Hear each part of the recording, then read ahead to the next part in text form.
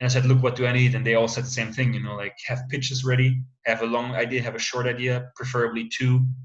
And then you go in and you can show them that you know what you're doing, because that's what they're looking for. It's not like banking where they look for, does he tick the boxes or whatever. It's like, can this guy actually make money for the firm? And that's how it occurred. How did you even come up with those ideas? It sounds like you really loved public markets. You'd been trading since a young age. So was it just stuff you had actually been trading, or did you do research outside of what you're doing for your personal portfolio? So in essence, I the long ideas weren't that difficult because it's I always say it's easier to find good long ideas because at the time also the market was going up anyway, so you could have pitched anything that was a growth stock or whatever, you would have made money, right? Yeah. I was having some difficulties in the beginning with the shorts, and screening for shorts was also an issue. Mm-hmm. On top of doing it while working long hours in the bank, right?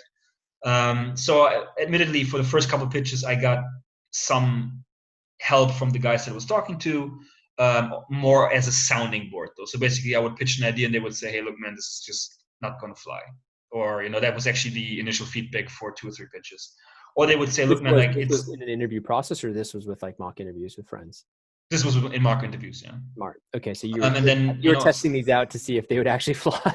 Exactly. And then, in some pitches, we're like, hey, this is the right idea, but the work you're putting in, if you want to convince someone to actually give you a job, it's just not granular enough.